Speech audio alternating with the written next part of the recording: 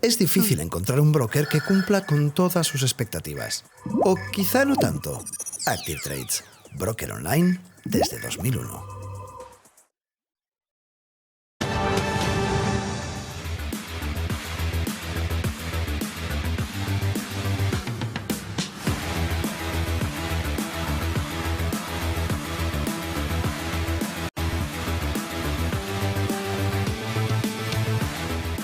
Buenos días, 8 de la mañana y tras el Congreso los datos. China ha presentado esta madrugada cómo va su economía, lo ha hecho con un algodón importante, le ha pasado el algodón y ni con el algodón.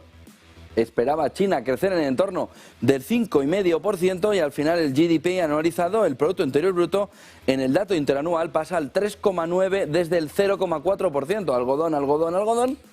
3,9% para conseguir limpiar en la economía china el movimiento. Tenemos también el movimiento de la producción industrial anualizado, es decir, todo lo que durante el Congreso han preferido no poner encima de la mesa, cosa que no se entiende con estos datos, y pasa desde el 4,2 al 6,3%. Y tenemos también las ventas minoristas, estas caen desde el 5,4 al 2,5. Algodón chino para esos datos de la economía china en este momento en el que, una vez acabado el Congreso, después de haber sacado a Hu Jintao así, rápido, fuera del Congreso, y a Li Keqiang, que lo han cambiado por Li Qiang, han quitado el que, Li Qiang, han sacado a Li Keqiang, pues tenemos los datos de una economía china que, aunque no llega al 5,5%, está en unos términos, está en un movimiento económico importante. 3,9% venía del 0,4%, por lo que la economía china empieza a tener un comportamiento ya de crecimiento. Buenos datos de la economía china, aunque las ventas minoristas nos hacen ver que ahí hay algo.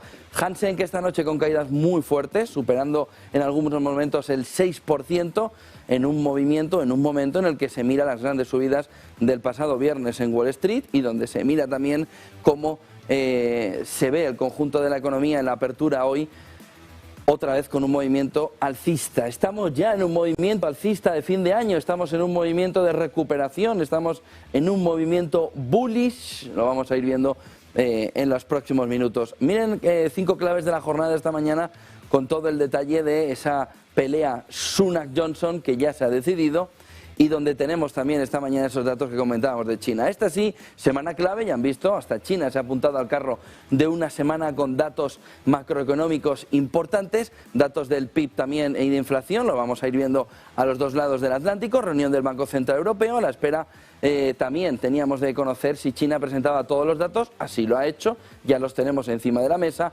está mejor de lo que se esperaba, peor de lo que se esperaba al principio del año, mejor de lo que se esperaba cuando se suspendieron, pero lejos del 5,5% de crecimiento interanual que esperaba China tener en el conjunto de su economía. Petróleo ruso, está a punto de llegar ya las sanciones y en ese escenario la OPEP y también las entregas ANNAU, esos barcos fantasmas, están aumentando, lo vamos a ver luego en gráficos, las entregas desde Rusia al conjunto de la economía mundial, en un escenario en el que se ve claramente de qué manera las sanciones al petróleo ruso, cuando lleguen en las próximas semanas, van a intentar ponerle presión a la OPEP para intentar que el precio pueda ser compensado. Vamos a ver, porque la salida de más millones de barriles, en el caso de que Rusia deje de ponerlos en el mercado, sería una situación en estos momentos en el que podría presionar todavía más al alza el precio del petróleo.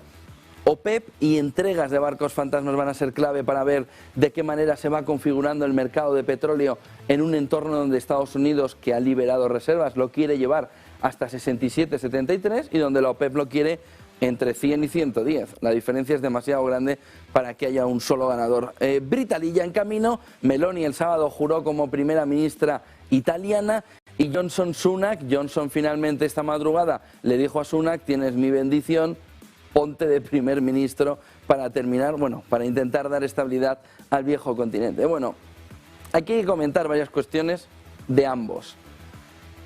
Meloni, así como agridulce, ¿no?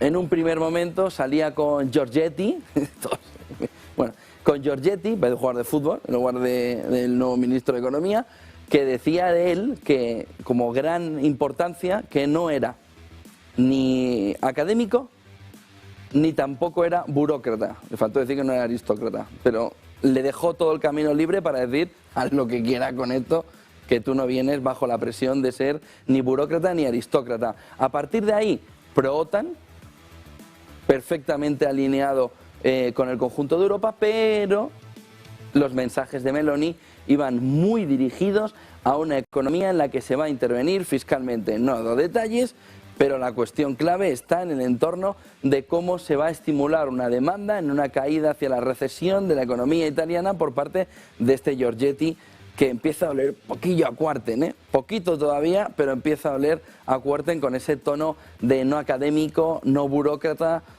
y que va a venir a resolver los problemas de la gente, que eso ahora mismo empieza a no estar demasiado bien visto cuando lo dicen en ese tono en el de la vamos a liar parda. Meloni ya está ahí, vamos a ver el movimiento económico de Meloni, vamos a ver también cómo impacta, cómo va funcionando, cómo va repercutiendo el mensaje económico en el conjunto de Europa. Vamos a ver que no deje ninguna perla antes de la reunión del jueves Frankfurt, Banco Central Europeo, con todo el detalle de subida de tipos, mecanismo, antifragmentación, y vamos a ver si Meloni no pone alguna piedrecita en el camino. El otro punto es Johnson-Sunak, donde la figura clave es Sunak, donde Sunak llega después de haber perdido... Bueno, el camino es un poco más largo. Sunak es el que inicia el movimiento de los ministros de abandonar el gobierno de Boris Johnson. Sunak es el primero y el que lidera marchémonos de aquí, que este barco está haciendo aguas. Sunak se va a las primarias pensando que tiene ganadas las primarias. Liz Truss le pasa por la izquierda y por la derecha y por los dos lados, le gana. Sunak, exalcalde de Londres, antes de llegar a ser ministro con Boris Johnson, tiene toda la fuerza de la banca privada detrás, porque viene de ese entorno. Y a partir de ver cómo Liz Truss le gana la batalla, a partir de ahí se configura una situación en la que la libra y sobre todo el movimiento económico, las políticas fiscales, etcétera, etcétera, etcétera, etcétera, ya saben la historia, caída de la libra histórica, tiene que intervenir el Banco de Inglaterra, se le pone ahí a Liz Truss, sacan la lechuga los del periódico británico y gana la lechuga 1-0. Esto es House of Cards en estado puro y en la vida real. Sunak ha estado moviendo hilos, pero bueno, como el que más, para intentar conseguir ¿qué? El poder. Un movimiento de House of Cards espectacular. Nos lo contó Lorenzo Ramírez hace apenas 2 semanas, cuando nos decía también este escenario que en Reino Unido es ahora mismo muy palpable, como quien ha puesto al final a Rishi Sunak al frente del gobierno británico ha sido la banca privada, ha sido la banca patrimonial, han sido los grandes patrimonios empujando a Rishi Sunak para que arregle la situación. Y Boris Johnson ha terminado por ceder. Probablemente porque lo que vaya a hacer Rishi Sunak va a tener una compensación, un rebalanceo alrededor de gente cercana a Boris Johnson. Si no, no se entendería porque Johnson podría haber ganado esta carrera, estas primarias, para volver a ser primer ministro, pero ha renunciado a ello para dejárselo a Sunak. El altruismo en la política no suele ser la tónica fundamental, ni suele estar en el ADN de los políticos, por lo que cuando alguien que va a ganar cede a otro, viene por 2 cuestiones fundamentales. Como te pongas ahí, te va a pasar peor que a la lechuga, entendiendo por lechuga la lechuga, y te va a pasar peor que a Liz Truss. Por lo que mejor no te pongas. Eso todo el mundo lo entiende.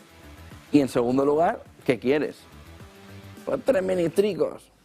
Y Rishi Sunak, pues que ya va camino de ser el primer ministro en un capítulo de House of Cards espectacular, desde que dijo me voy del gobierno británico y voy a ser el primer ministro. Y hasta que no ha sido primer ministro, la historia no ha parado. Y Sunak, primer ministro, aunque se haya tenido que cargar políticamente por el camino a Liz Truss, haciéndole todo tipo de movimientos económicos para ponerle en el disparadero. Pero ojo a la figura de Rishi Sunak, que viene en plan House of Cards, pero sin careta. China y el líder en su tercer mandato, hay que destacar lo que sucedió el pasado sábado. Última sesión del Congreso del Partido Comunista, entran los periodistas al Congreso, Y ahí es cuando empieza la historia. Cámaras ya todos poniendo sobre ese Politburo, cámaras ya mirando a todo lo que va a suceder en el Congreso con todos los delegados dentro, y entonces la seguridad coge a Hu Jintao, antecesor de Xi Jinping, le coge del hombro, le estira, le dice: espérate que necesito coger unos papeles, mejor que no hace falta que ni que los cojas, pírate de aquí.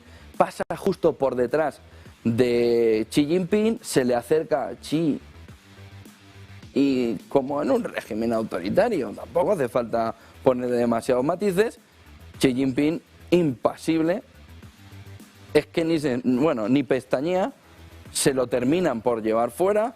Hay quien decía este fin de semana: es que no se encontraba bien. Joder, pues para no se encontrarse bien tenía bastante fuerza, le tenían que estirar bastante. No, es que no estaba muy bien Hu Jintao, el anterior presidente chino. Venga, hombre.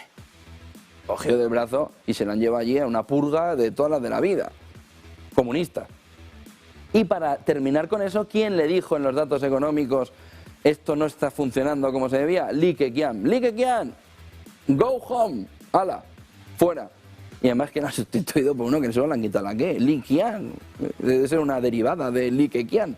Pero ya tenemos los dos purgados en el Congreso, y sobre todo ese movimiento de Hu Jintao sacándole del Congreso, que refleja perfectamente el carácter autoritario de un régimen autoritario, comunista, propio del siglo XX, de los periodos de la Guerra Fría, de los periodos anteriores a la Segunda Guerra Mundial, del movimiento comunista en el mundo.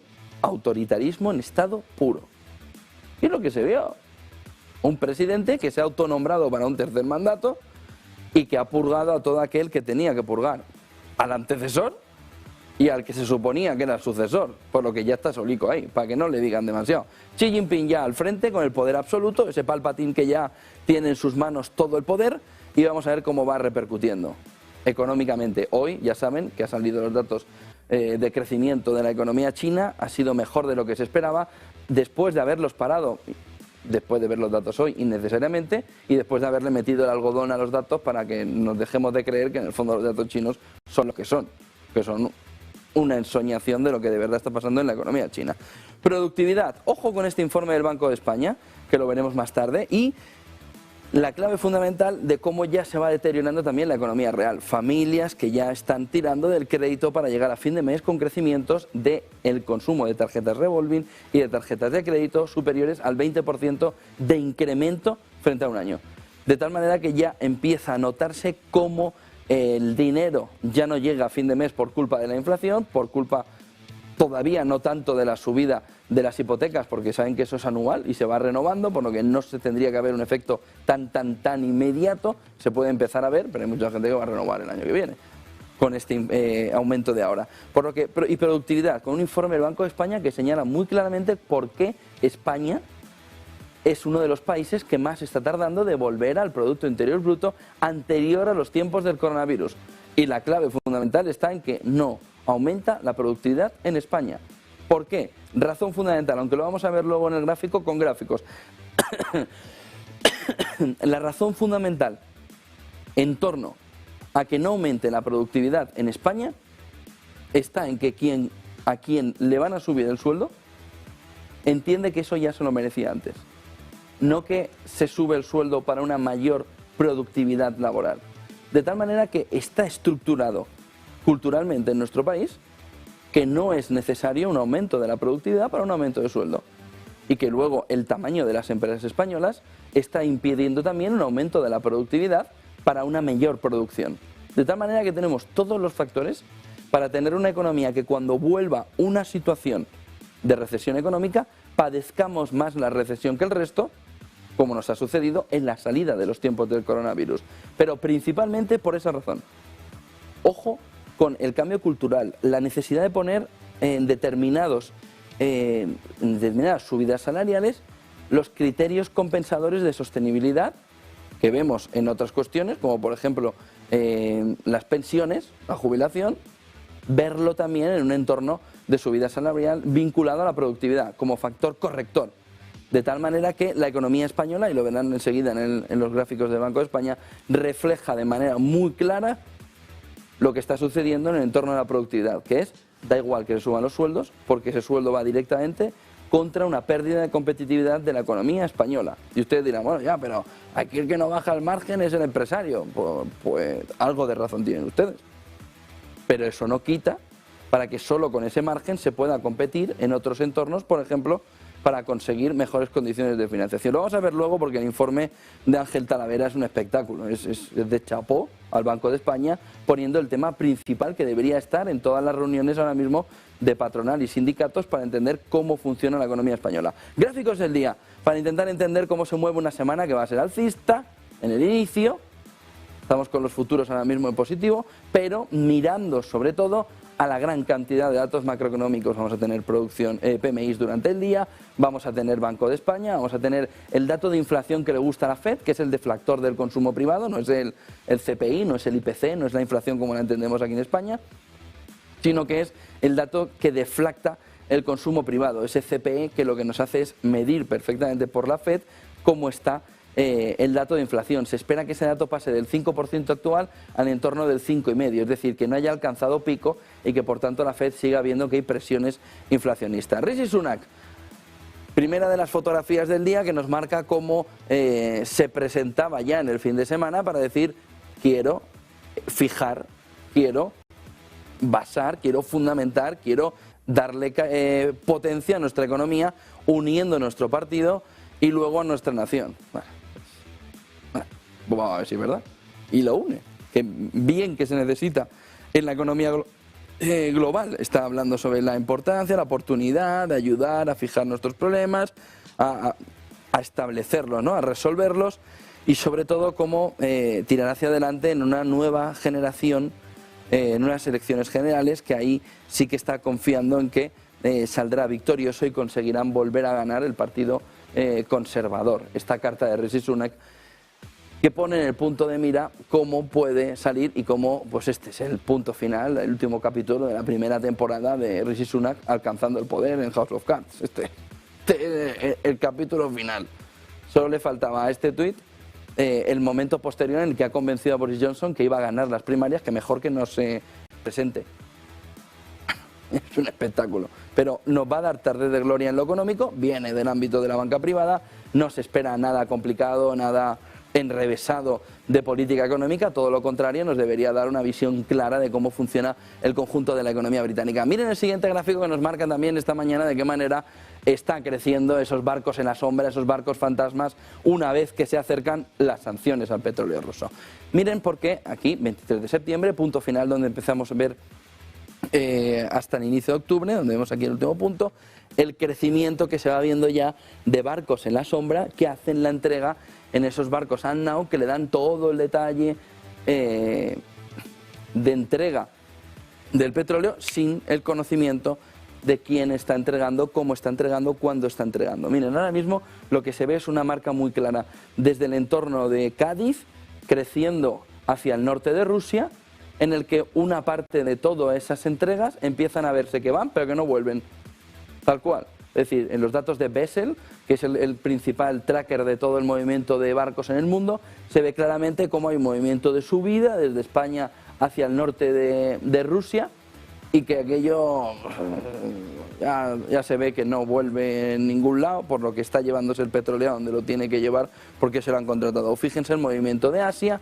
cómo el destino sigue siendo principal, sobre todo si lo comparamos con cómo se estaban comportando en enero, en febrero, en marzo, y cómo el crecimiento de esa parte de entregas hacia Asia ha crecido, Mediterráneo en una situación muy parecida, el norte de Europa declinando mucho, es la parte azul, cayendo mucho, van saliendo estos orders que sobre todo van en el entorno de India, y luego el Mar Negro, con todo el movimiento también de crecimiento. Pero la clave fundamental está en la parte fosforita verde.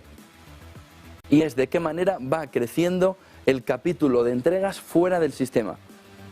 De qué manera Rusia va entregando. Por supuesto, eso tiene una parte también muy importante y es a qué precios se entregan. Y a qué precios se entregan, por supuesto, se pueden imaginar que va en un precio mucho menor de lo que en el mercado se está ahora mismo contabilizando, donde se está viendo con el precio del barril de Brent, esas entregas con barcos fantasmas, esas entregas en el mercado oscuro. Lo que nos está marcando es que Rusia está empezando a drenar. Y por otro lado nos está marcando que hay países que le quieren comprar a Rusia, incluso con las sanciones, y que quieren autoabastecerse antes de todo el petróleo posible, comprándole a Rusia antes de que estas sanciones lleguen. Miren el siguiente gráfico que nos marca también esta mañana para ver la fotografía, el comportamiento que tiene el SP500 entre el periodo 2006-2008, que es la línea amarilla, y el comportamiento blanco de la línea blanca, perdón, desde el 2020 hasta hoy. Lo único o lo principal que se ha acelerado es este movimiento de recuperación antes, en estos dos GPS, que lo que sucedió en el entorno 2006-2008. Ese movimiento de recuperación se ha producido antes, el GPS es prácticamente igual. ¿Qué nos puede dejar ver ahora? O que ya estamos en el camino de esa recuperación, en la parte blanca final frente a la amarilla del 2006-2008, es decir, que no hemos la parte baja del mercado se ha tocado más arriba de lo que se tocó en 2006-2008, lo cual es buena noticia, y a partir de ahí el crecimiento hay que ver hacia dónde se va. Luego veremos el informe de Morgan Stanley que se ha presentado esta pasada madrugada para ver la semana por delante, cómo Morgan Stanley ya empieza a ver hacia dónde puede ir ese rally que puede estar empezando. Es decir, este movimiento que en 2006-2008 era un poco más abajo, pero aquí ya ha comenzado, ¿a dónde puede terminar? Y ojo porque lo pone por encima de 4.000 con fuerza, es Morgan Stanley. Vamos a ver el siguiente gráfico que nos marca esta mañana de qué manera se está también moviendo toda la presión sobre el yuan. Es decir, en este entorno del Congreso del Partido Comunista Chino, el movimiento, la devaluación, el debilitamiento del yuan frente al dólar, común en el conjunto de pares, precisamente por la escasez, pero llamativo en una economía exportadora como la China, donde el yuan, a pesar de estar intervenido y tener todas las opciones para intervenir la moneda, está comportando de esta manera o con esta posición bajista tan acelerada de depreciación frente al dólar. Miren el siguiente gráfico que nos marca también de qué manera Xi Jinping va a tener que trabajar en el capítulo de darle valor a los mercados en China. Bueno, va a tener que trabajar si le da la gana, porque hace lo que quiere. Pero piensen que esta parte blanca nos está marcando el comportamiento de la bolsa china, en este caso el comportamiento del Shanghai Composite frente al MSCI World, en el que este gap, sobre todo marcado desde los tiempos del coronavirus, pero que ya venía de antes, desde 2008, cuando el mercado empezó a ver que China tenía determinados síntomas de debilitamiento, a pesar del crecimiento del año pasado del 8,3%. Es decir, a pesar de que el año pasado en la economía china se comportó un más 8,3%, este es el gap frente a la economía mundial, el MSCI World. Es verdad que el año pasado fue un año especialmente malo para los emergentes, incluyendo el mercado chino. Y tienen que ver también en el periodo del coronavirus cómo la recuperación llega, pero llega mucho más tarde, llega habiendo perdido este gap de salida en los tiempos del coronavirus en China, pero que venía también con un posicionamiento, fíjense, antes del coronavirus, como también el gap empezaba a ser importante entre ambos mercados, Shanghai Composite y por otro lado ese MSCI. De tal manera de que China tiene que empezar a dar una confianza al mercado, si es que quiere ver también capitales entrando con la suficiente fuerza como para darle la vuelta a la situación en los mercados. Ya les digo que a Xi Jinping, si le importa poco Hu Jintao y Li Keqiang, esto le importa 3 cominos.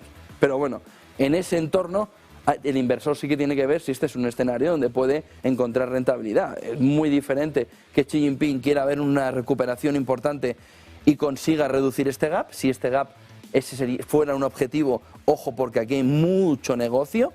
Si este recorte entre el MSCI y el Shanghai Composite fuera una de las opciones, aquí hay un negocio pero importante. Pero todas las dudas posibles sobre que eso pueda estar ahora mismo en la cabeza de Xi Jinping, en lugar de la geopolítica, Taiwán, semiconductores, 7 nanómetros de microchips, etcétera, etcétera. Es decir, tiene tantos problemas antes que llegar hasta aquí va a ser bastante complicado. Miren el siguiente gráfico, en el que vemos también esta mañana de qué manera está reduciéndose el ratio de ahorro en Alemania, una vez que se empieza a ver que el camino hacia el invierno, ese winter is coming, va a provocar un mayor gasto en el bolsillo, y ya lo estaría comportando en el bolsillo de los ciudadanos alemanes, que están empezando a gastar cada vez más debido por una inflación desbocada en ese entorno del 10%, con picos en Europa muy superiores, pero en Alemania en ese entorno del doble dígito, de tal manera que no es hiperinflación para los alemanes, que han vivido en otras épocas, sobre todo del siglo XX, de una manera súper exagerada, pero ahora ese 10% sí empieza a recordar el camino de una inflación que a Alemania no le gusta un pelo. ¿Y qué hacen y qué están haciendo con los ahorros alemanes? Empezar a perderlo. Ojo con el camino, sobre todo de cómo en el coronavirus se llegó a ese pico importante de ahorros precisamente por la situación de confinamientos y demás, y ahora cómo se ha ido perdiendo en una tasa que vuelve a la natural de la economía alemana, pero con tendencia bajista, tiene que frenarla. Miren el siguiente gráfico que nos marca esta mañana también de qué manera se está comportando el benchmark del gas, una vez que nos vamos acercando al invierno y una vez que Europa ya se ha abastecido. Miren, porque la línea azul son los precios del gas en Estados Unidos, vamos, que no se dan ni cuenta. Y el movimiento de la línea naranja es el gas en Europa. Fíjense el movimiento de especulación que ha habido, reflejado sobre todo, como les venimos contando desde hace semanas, por el margen que se coloca por encima del precio. ¿Dónde debería estar el precio europeo? Un poquito por encima del americano, del estadounidense. ¿Dónde se encuentra? En un diente de sierra espectacular, provocado sobre todo por cómo se especula con el precio del gas, que ha sido la clave fundamental. ¿Por qué? Pues porque aquí hay unos dirigentes europeos que dicen aquí: oiga, que me voy a autoabastecer, pero hasta arriba. Y llega toda la especulación para decir: ¿a qué precio lo quieres? Me da lo mismo, yo quiero el 100% o el 95%, todo lo que pueda. Vale, pues como te da igual el precio, toma. Y ese es el movimiento de especulación que se está viviendo en el conjunto europeo. Algo que, si ven en este gráfico, que va hasta 2017, donde durante mucho tiempo el precio es igual en Estados Unidos y en Europa, algo que ya venía de antes. Ya empezaba la especulación a crecer en el entorno anterior a la guerra. Aquellas famosas frases de los dirigentes europeos que decían: ya se estaba calentando, aunque la guerra de Ucrania no había comenzado. Y aquí sí que se puede ver que hay un movimiento anterior donde impacta ya en el precio del megavatio todo ese movimiento del benchmark de futuros del gas en Europa. La buena noticia es la vuelta al entorno de los 100, desde los 350. Pero la mala noticia es la entrada al invierno. Aún así, la necesidad de haberse habituallado, lo normal es que haya conseguido los máximos y a partir de ahí el mercado pueda incluso seguir bajando algo más. Miren el siguiente gráfico que nos marca esta mañana de qué manera está marcando Bruegel cuál es la opción. Saben que el jueves es la reunión del Banco Central Europeo en Frankfurt, donde veremos un poco de outlook. No es la reunión del outlook, pero veremos un poco de fotografía de crecimiento y de inflación, o veremos sobre todo cómo se ve en los diferentes escenarios, el caso más negativo, el caso base, el caso más optimista, cómo se va comportando la economía europea. En este entorno es clave entender lo que dice aquí Bruegel. Viendo la inflación 2022, en un escenario base donde teníamos que la inflación no superaría, pero para nada, el 2%, miren dónde está la inflación europea. Y aquí lo que marca Bruegel es el camino de la desaceleración. Y la clave fundamental está en que Bruegel da 0 opciones a estar por debajo del 2% el año que viene, aun con todo el proceso de subida de tipos de interés. Y solo en 2024 ve una reducción, pero no mucho mayor. De tal manera que lo que está viendo Bruegel en el gráfico de arriba que ven ahí en pantalla es un comportamiento de desaceleración de la inflación, pero que toca un soporte muy fuerte en el entorno del 2,5%.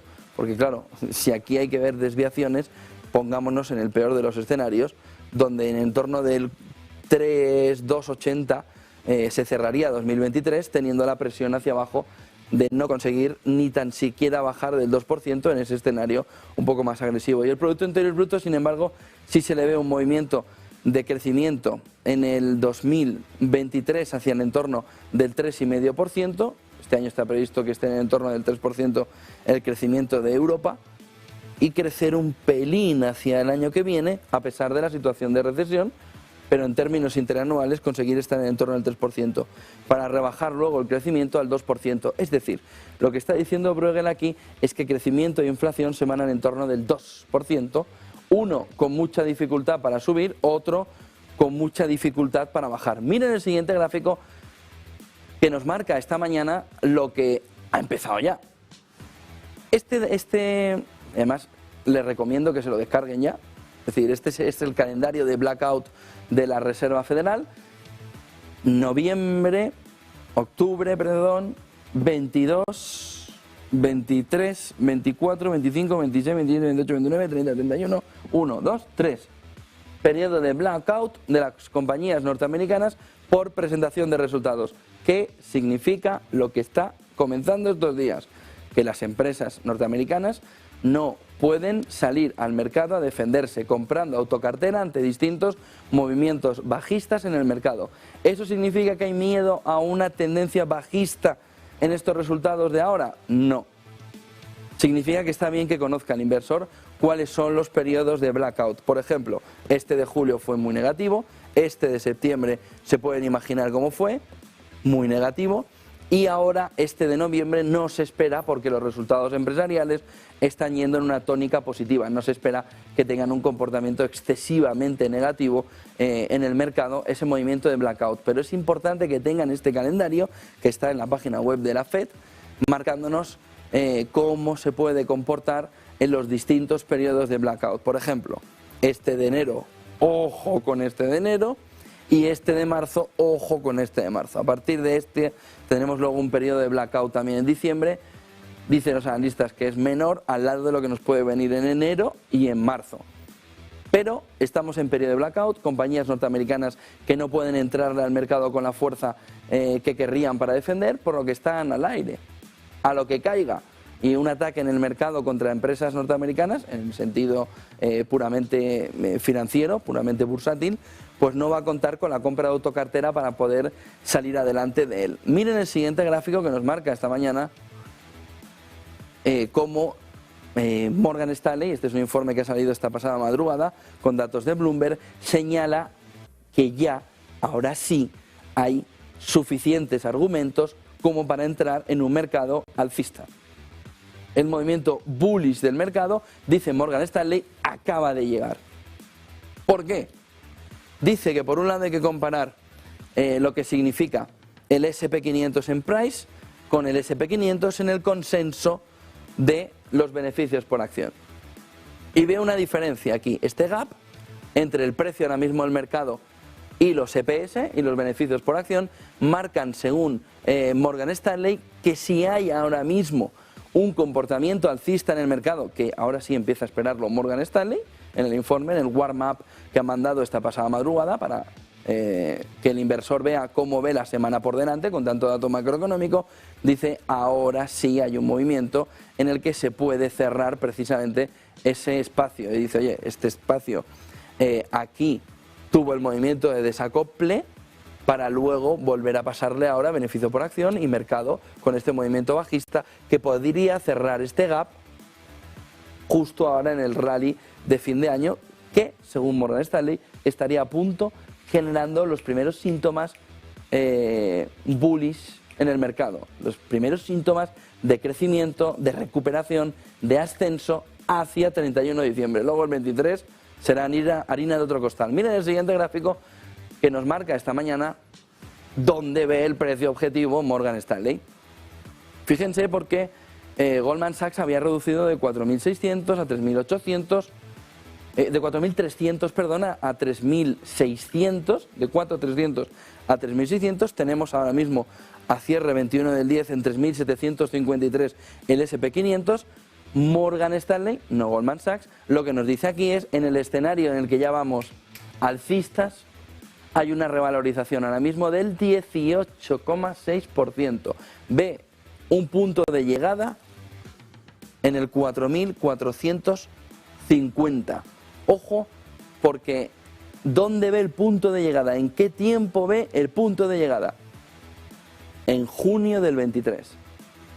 Pero ya ve un movimiento alcista de cambio de tendencia. Y esto sí que es importante, porque estaría marcando, si esto es así, que el mercado ya se ha comido todo lo que se tenía que comer del proceso de entrada de recesión de la economía norteamericana y estaría empezando a mirar a donde ya los resultados empresariales van a empezar a flaquear, que es primer semestre del 2023, y en este escenario donde flaquean los beneficios empresariales ya descontados por el mercado, miren el gráfico anterior, volvemos al gráfico anterior, una vez que ya se ha descontado todo esto frente a los beneficios empresariales, que ahora tienen que buscar el proceso de caída, ahí es donde Morgan Stanley dice el mercado ya se ha anticipado, como pasa siempre, a los resultados empresariales, a la recesión en Estados Unidos, es momento de volver. Miren el gráfico donde estábamos antes, de las previsiones de Morgan Stanley, aún así se cubre las espaldas y dice, oiga,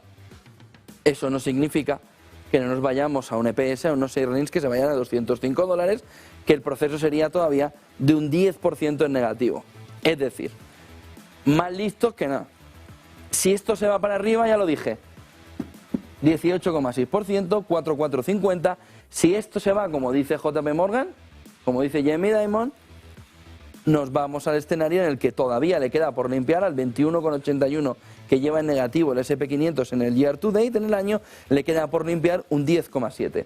Y si nos vamos a un escenario base, planillo, donde las dudas, los temas geopolíticos en el entorno de la guerra de Ucrania, China después del Congreso, algún sustillo que nos dan alguna declaración, en ese escenario un poco más plano, dice que ve una revalorización de 3,9% hasta 3.900 puntos.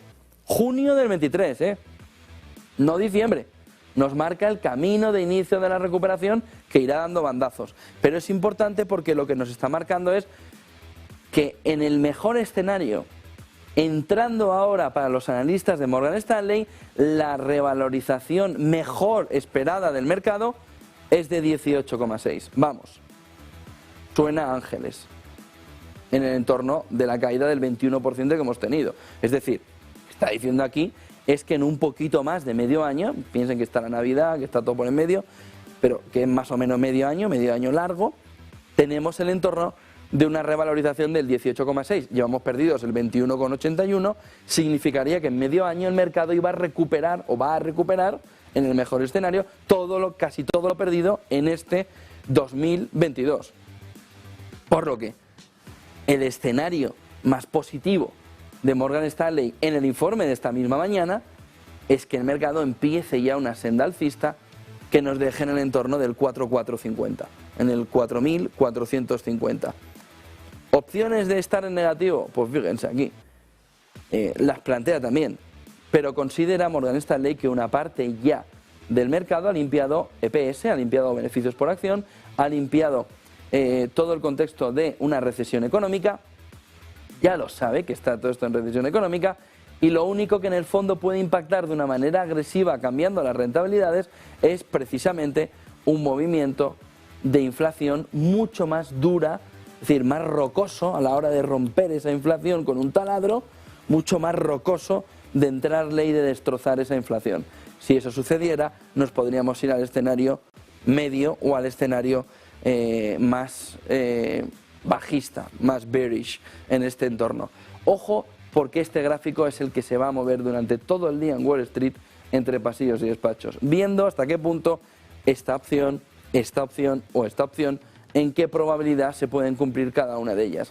Y a partir de ver qué probabilidad tiene cada una de esas opciones, el movimiento hacia los inversores para que sean esos inversores los que terminen de decidir si este es un buen momento de entrada en el mercado para buscar la revalorización hasta junio del 23 de prácticamente todo lo que se ha perdido en el 22. Es mucho hablar eso, es mucha recuperación en solo medio año. Nos faltaría por ver el resto de la fotografía del 23. Que en medio año el mercado llegara a 4.450 con una revalorización del 18,6% desde hoy. Es decir, desde el pasado viernes, pero superior en el entorno, estaría en el entorno del 21% desde los mínimos del año, nos dejaría claramente una fotografía de inicio del 22 hasta mínimos del 24% y una fotografía hasta mitad del 23 del 21%. Recuperación de carteras, suena a ángeles eso, o a sirena para Ulises. Es decir, es un escenario que plantea Morgan Stanley muy, y no digo optimista porque se hayan pasado, sino que si fuera así, ¿dónde hay que firmar por parte del inversor? Pero ojo, los riesgos todavía bajistas, que en este entorno puede estar una trampa importante de que Morgan Stanley esté viendo el proceso de salida antes de lo que de verdad se produce. ¿Qué significa eso?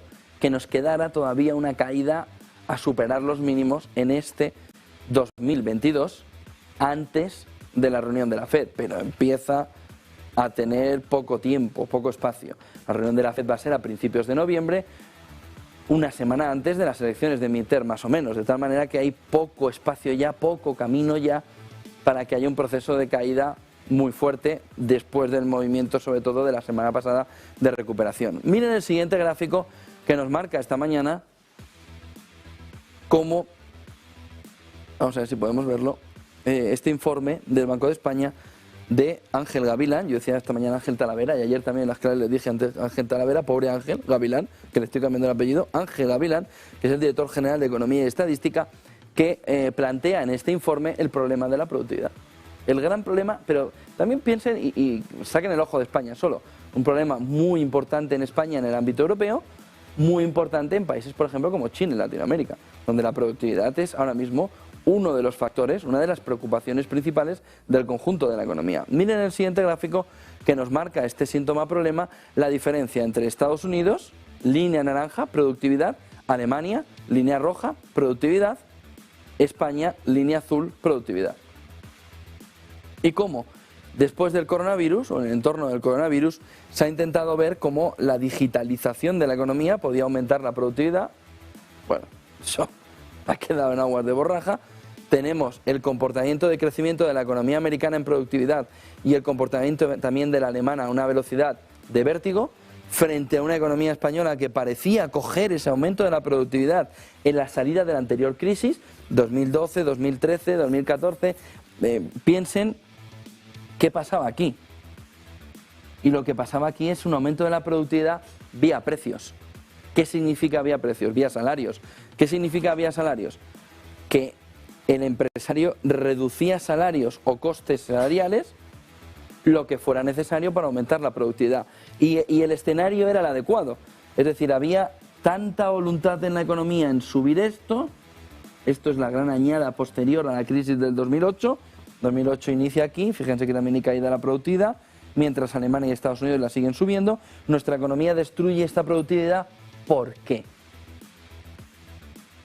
Porque va alineada a sectores poco productivos, por ejemplo construcción, porque tiene una parte muy importante de poca formación, donde son puestos de trabajo que son fáciles de sustituir y donde no hay una aportación de productividad por ese trabajo, sobre todo por la dependencia a empresas demasiado pequeñas frente a nuestra competencia y por la presencia de la construcción muy en el crecimiento del conjunto de la economía, como se está viendo ahora en esta recuperación también económica que se ha vivido posterior. Pero miren la caída de la productividad, momento en la crisis y anterior a la crisis, la salida de la crisis se consigue con un aumento de la productividad muy importante, que se estanca aquí y se le pierde el ritmo de subida frente a Alemania y a Estados Unidos como ejemplos. Pero miren el siguiente gráfico, porque la productividad sobre todo está mirando a los distintos factores que están impidiendo que la economía española pueda volver al Producto Interior Bruto anterior al coronavirus. Es de las pocas economías que todavía no lo han conseguido. Razón, productividad. Miren el siguiente gráfico que dice dice este informe del Banco de España, la baja productividad agregada en nuestro país no es un problema, es el síntoma de múltiples deficiencias y anomalías que interaccionan entre sí. Tamaño empresarial, empresas excesivamente pequeñas, muchos autónomos ni tan siquiera empresas, reasignación, asignación de recursos, la importancia del capital humano en este entorno, del capital tecnológico e innovación, que parecía que en los tiempos del coronavirus podía hacer remontar al conjunto de la economía en productividad, metiendo más cantidad de tecnología y de digitalización en la economía, y un marco regulatorio institucional que está mirando, está en la parra, está en otra cosa, está en subir los sueldos, por ejemplo el salario mínimo interprofesional, a pesar de que no tenga ligado nada de productividad, a pesar de que no tenga ligado un índice de productividad que le haga subir a la vez de esa subida salarial. Miren el siguiente gráfico de este informe del Banco de España, porque nos marca la competencia, la comparación de la distribución por nivel educativo de los ocupados en España y en la Unión Europea y en Europa, asalariados, empleadores, autónomos. Bajo es azul, medio es rojo, alto es naranja, de tal manera que se ve una clase media laboral mucho más potente, asalariada en el conjunto europeo, con un nivel mayor de poca formación en España y a la vez con un nivel mucho mayor de formación por arriba. ¿Cuál es el problema para la productividad? Miren, estos aportan poco por estar poco formados y estos aportan poco a la productividad por estar demasiado formados. Tanto por abajo como por arriba, al acercarse a la productividad en un puesto de trabajo, unos y otros, los de arriba por demasiada formación, los de abajo por demasiado poca formación, no encuentran el puesto de trabajo acorde con su formación. Este tiene que bajar a buscar un trabajo donde su productividad disminuye porque no va como anillo al dedo. Es decir, oiga, esto me sobra. Pues sí, claro que le sobra. Es que no está usted justo donde se ha formado para poder dar el 200% de la productividad al puesto de trabajo con su salario. ¿Qué sucede en Europa? Que precisamente la clase media está precisamente donde tiene que estar, que es en la formación que está dirigida a donde las empresas luego tienen los puestos de trabajo, donde la economía genera nuevas demandas de puestos de trabajo que van asociados a perfiles que están perfectamente alineados con lo que las empresas, la productividad y el salario tiene puesto encima de la mesa. ¿Qué es lo ideal de nuestra economía? Esto. Luego, que tú tengas una parte de formación elevada, por supuesto, toda la parte directiva, toda la parte de gestión, toda la parte que hace el desarrollo de la compañía, tiene que estar en una formación muy alta. Pero sin esta clase media europea, que fíjense lo pequeñita que es en España en comparación con la europea, esto nos genera un grado de desafección entre el salario y la productividad. O porque está poco formado y entonces no puede dar todo lo que el puesto de trabajo le exige, o porque está excesivamente formado y hay una desmotivación enorme en el puesto de trabajo que está empleando. Empleadores y autónomos, fíjense en empleadores donde hay una parte de formación media por nivel educativo mayor también que en España, lo que también significa que aquí hay un problema importante.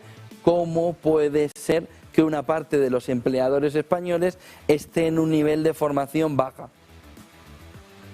Es decir, ¿cómo puede ser que alguien que está contratando, que está poniendo en marcha una compañía o que tiene una compañía en marcha y que sigue contratando, no le puede sacar toda la productividad a sus trabajadores, no por el nivel de formación de los trabajadores, sino por su propio nivel de formación?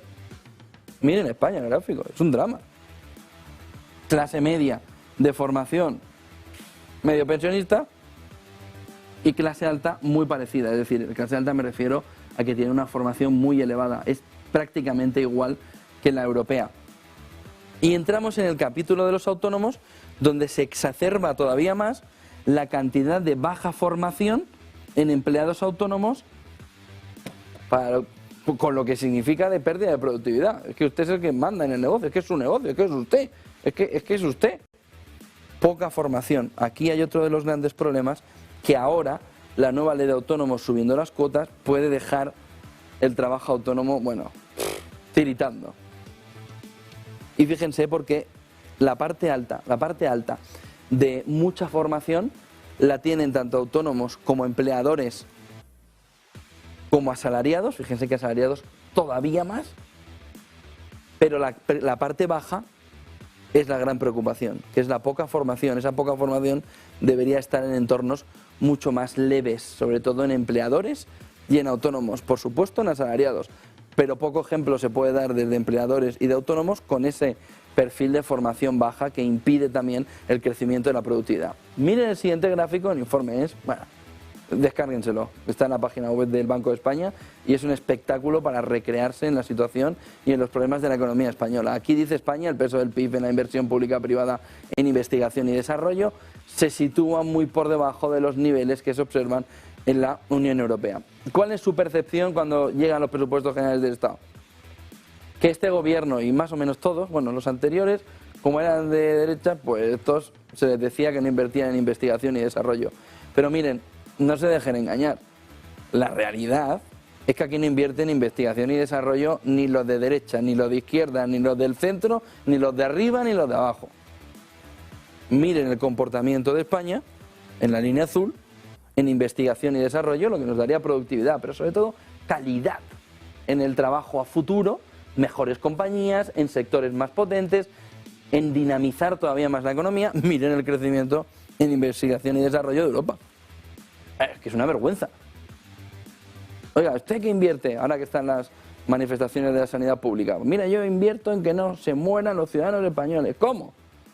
¿En atención primaria? Bueno, sí, pero también en investigación y desarrollo. ¿Contra qué? Contra el cáncer. Déjense de otras cosas. Pónganse de verdad a que seamos punteros en investigación y en desarrollo donde están los sectores claves empresariales, o en este caso sanitarios. Pónganse contra el cáncer, a por ello, pero bueno, como salvajes, a invertir lo que se tenga que invertir para que se vean los resultados. ¿Qué se invierte? Nada. Y aquí se les llena la boca de decir España a la cabeza.